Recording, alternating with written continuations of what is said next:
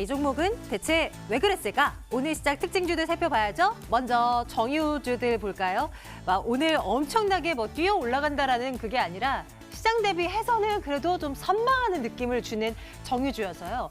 그리고 최근 들어서 이제 진짜 바닥 나왔다라는 시각도 늘 했던 얘기, 반복되는 듣는 얘기긴 하지만 바닥에 대한 논란도 확실해지고 있다라는 부분들, 그리고 2분기부터는 정제 마진이 진짜 회복될 것이라는 전망도 나오고 있는데 글쎄요. 모르겠습니다만 그래도 최근 들어서 아주 저점 대비해서는 조금은 올라와 주는 흐름을 보이는 정유주들입니다. 앞으로 한번 계속해서 눈여겨보도록 하죠. LG전자 볼게요. LG전자는 확실히 시장 대비 강했습니다. 장 시작 때부터 돋보이는 흐름을 보여줬는데 지금도 한 3% 가까운 상승을 기록하네요. LG전자 매번 스마트폰이 발목을 잡았지만 이게 아니라 LG전자 하면 딱 떠오르는 백색가전, 이 가전제품이 정말 잘 나갈 것이다 라는 분석이 나오네요. 1분기 호실적 견인할 거고 1분기뿐만이 아니라 올해 최대 영업이익을 기록할 것이라는 전망이 나오고 있는데 69,000원, LG전자도 주가 한참 가려면 갈 길 멀었잖아요. 이제 올라갈 수 있을지 기대가 됩니다. 오늘 거래량도 동반이 되네요.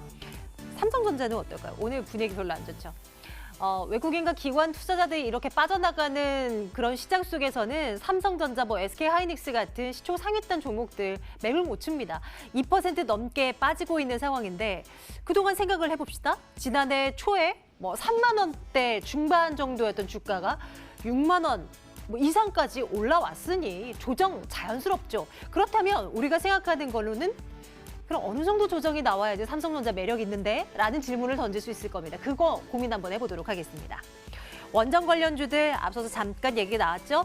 많이 상승폭을 줄인 종목도 있는데 보성 파워텍, 세트레가이, 우리기술 아직 빨간불 켜고 있는 종목들은 있습니다. 뉴스는 계속 전해지고 있어요.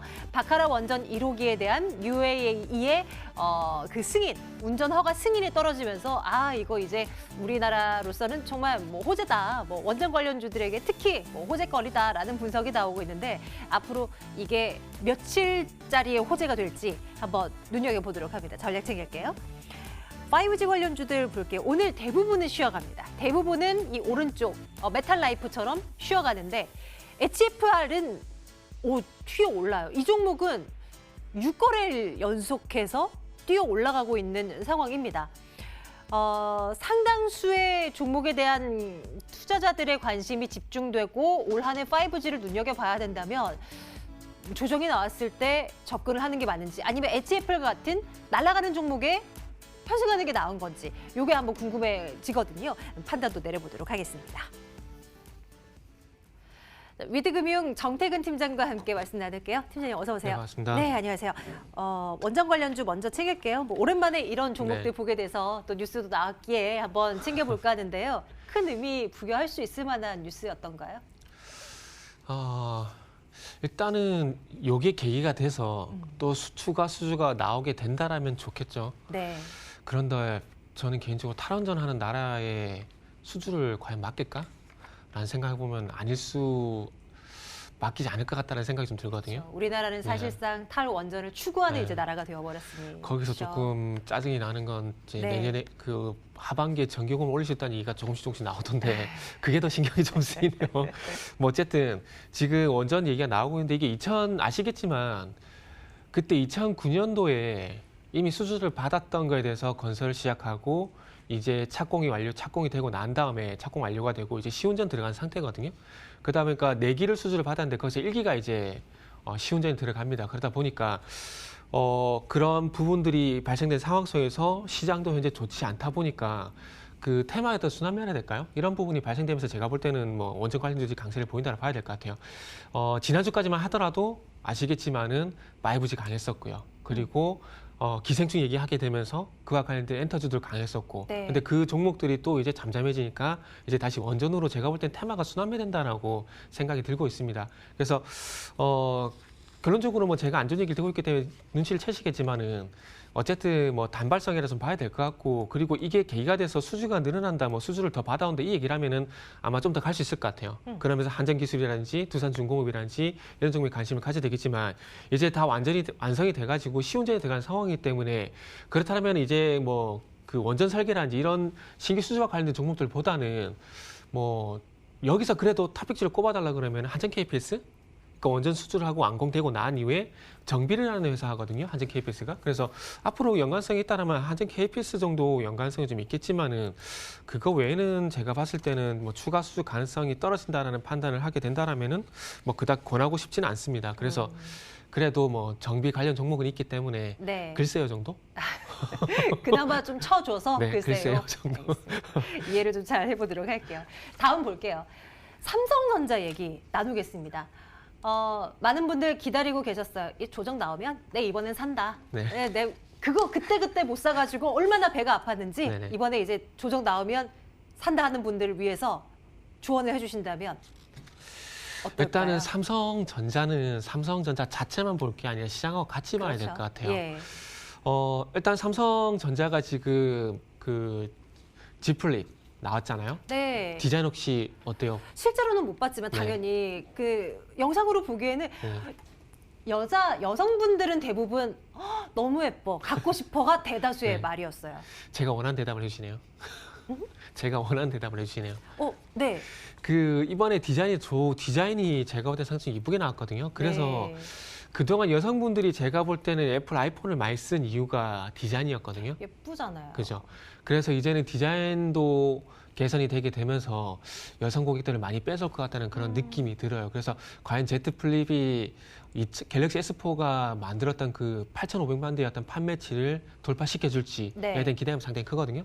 근데 그럼에도 불구하고 삼성전자가 못 가요, 지금. 그렇다면은 삼성전자에 영향을 미치고 있는 이슈를 볼 때 종목 이슈가 아니라 그보다 더한 우선순위 있는 이슈를 봐야 된다는 얘기를 하고 싶어서 제가 엉뚱한 얘기를 좀 했습니다. 지금은 신종 코로나라든지 그리고 무디스가 한국의 경제 성장률 전망치를 하향 조정을 했죠. 그래서 Z 플립이 많이 팔리고 있지만은 그런 부분들보다는 코로나라든지 그러니까 우한폐렴이라든지 아니면은 무디스였던 성장률 전망치 하향 조정이라든지 이런 이슈를 더 먼저 봐야 된다라는 거죠. 그래서 종목 이슈보다는 시장 이슈를 봐야 되기 때문에 시장 이슈에 지금 삼성전자는 영향을 받고 있고 이 시장 이슈가 해소가 되기 전까지는 아마 조정이 지속될 가능성이 상당히 높다라고 볼 수밖에 없습니다. 그래서 제가 시장 이슈를 봐야 된다고 말씀드리고 있는데 그래서 어찌 보면 시장과 연결해서 봐야 된다는 관점에서 보게 된다라면은 시장이 어디서 조정이 마무리가 될까가 더 큰 우선순위가 될 수가 있겠죠. 그렇다면은 이전에 단순히 기술적으로 봤을 때 지수가 1월 달도 조정이 있었잖아요. 지카 바이러스 얘기가 나오게 네, 되면서 그때 네. 당시에 지수가 121선 부근이 2080포인트를 지지를 받고 올라왔거든요. 그리고 작년 11월 달 이후에 코스피 지수였던 지지라인 역할을 하고 있는 지수대가 이평선이 121선입니다. 지금 보시면 작년 12월 달도 마찬가지고 올해 1월 달 말 같은 경우도 마찬가지로 그런 흐름이 나타났었고요. 그렇다면 1차적으로 뭐 다시 121선을 보게 된다면 2100포인트 부분까지는 일단 하락이 나올 가능성이 있다라는 거죠. 그래서 지금은 조정이 끝자락이 아니라 조정이 시작이 될 가능성이 상당히 높기 때문에 섣불리 접근을 하게 된다면 조금 낭패를 볼 가능성이 있기 때문에 네. 시장과 연동시켜서 봐야 된다고 생각을 하고 있고요. 그러면서 삼성전자도 지금 보시면 지수와 모습이 거의 똑같죠. 거의 커플링 되고 있는 모습이기 때문에 삼성전자도 그렇게 보게 된다라면은 일단은 지수의 121선 부분 2100포인트까지 봐야 되는 거고요. 그리고 삼성전자를 보게 된다라면은 이전에 그래도 61선까지 내려왔었거든요. 그러면 이 종목도 한 56,000원 부분까지는 일단 내려올 가능성을 염두에 두고 지금은 관망 관점이지 조정 시 매수 관점은 아니다라는 점. 뭐 요 얘기를 좀 드려보고 싶네요. 네, 삼성전자 추가적으로 밀릴 가능성. 당연히 이제 그렇다면 뭐 시장이 전체적으로 눌릴 가능성에 대해서 이제 계속 언급을 해주고 계신데요. 네. 그러네요. 섣불리 살만한 구간이 아니라는 점에 초점을 맞춰야 되겠습니다. 타이밍 오면 추후에 또 얘기를 나눠보기로 하고요. 지금은 그럼 투자 의견은 나빠요. 도장 찍도록 하겠습니다. 예, 삼성전자 아직이군요. 5G 관련주도 볼게요. 한동안 잘 나가다가 네네. 오늘은 또 일제히 또 조정에 들어간 상황인데요. 네. 굳이 이 두 종목을 비교를 하려고 꼽아놓은 이유는 하나는 올라가기 때문에 단순이고요. 네. 하나는 오늘의 탑픽이기 때문입니다. 메탈라이프에 대한 설명을 좀 들어봐야 될 텐데요. 그 부분도 있고요. 가는 종목을 추천해야 될지 네. 조정이 나온 종목을 추천해야 될지 거기도 고민도 분명히 할 수가 있거든요. 보통 가는 종목을 따라 붙으라고 말씀은 안 해주셨어요. 네, 보통 그렇지는 않았어요. 네. 네. 근데 예상을 하시겠지만 HFR을 추천하고 싶지는 않습니다. 메탈라이프를 추천하고 싶어요. 이건 바로 차트 보시면서 말씀드릴게요. 왜냐하면은 지금 보시면 지금 상당히 급등을 하고 있잖아요. 급등을 하고 있는 상황인데 요게 최근에 보시면은 바른손 ENA라든지 바른손과 상당히 유사합니다. 튀어나가는 모습이. 근데 이런 종목들이 결국에는 계속해서 치고 나가지 못하잖아요. 그러면은 지금 HFR 같은 경우도 마찬가지 이런 모습이 계속 나타날 가능성은 떨어진다라는 것들도 충분히 예측을 할 수가 있다라는 겁니다. 그렇다면은 차선책으로 메탈라이프 같은 종목을 좀 말씀을 좀 드리고 싶어요. 일단은 지금 5G 얘기가 나오게 되면서 5G의 최대 단점이 한 가지가 있습니다. 중간에 전파 손실이 상당히 크다라는 거예요. 그러다 보니까 기지국하고 기지국 이게 상당히 많이 나오는데 기지국뿐만 아니라 증폭기에 대한 수요도 좀 있을 것 같아요. 그래서 그와 연관된 종목이 메탈라이프이기 때문에 제가 메탈라이프도 한번 보시는 게 좋지 않을까라는 측면에서 오늘 탑픽지로 준비를 했습니다. 네, 메탈라이프 앞으로 생각지 않았던 5G 관련 주였는데요. 앞으로 부각이 된다면 다시 한번 네. 이 시간을 통해 소환을 해서 또 자세한 이야기 나눠보도록 할게요. 메탈라이프, 자 위드금융 정태근 팀장과 함께했습니다. 고맙습니다. 네, 감사합니다.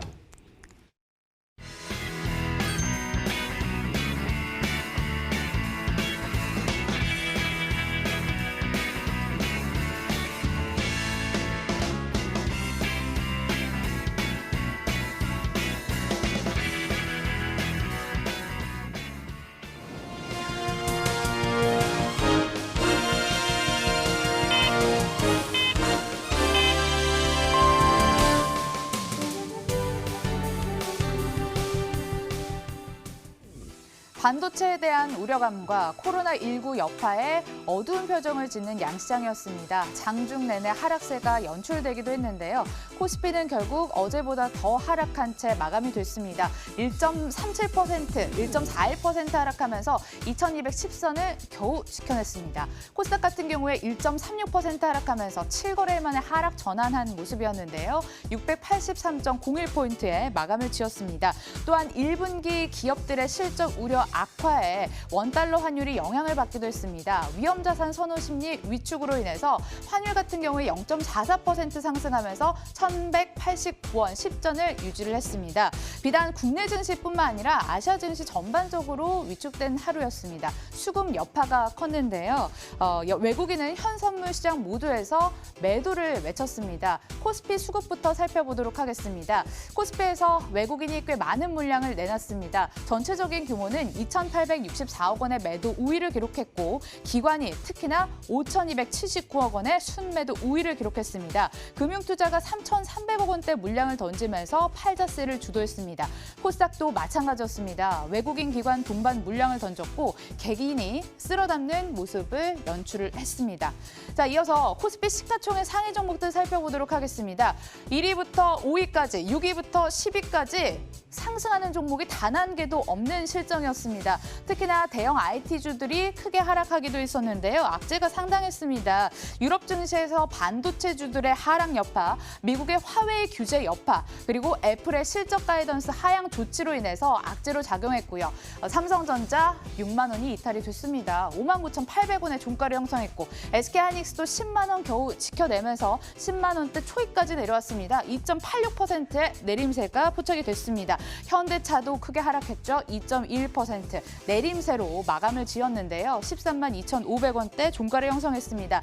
재가동에 들어갔지만 수급이 정상 궤도에 오르지 못하자 자체 휴업을 결정하면서 다시 한번 공장이 가동을 멈췄습니다. 그로 인해서 우려감이 주가에 고스란히 작용을 했습니다. 자, 이어서 특징주도 살펴보도록 하겠습니다. 방탄소년단 관련 종목들은 오늘도 뜨거운 모습일까 의료감이 많이 작아졌는데 초록뱀을 제외하고 종목들의 희비가 교차하는 상황입니다.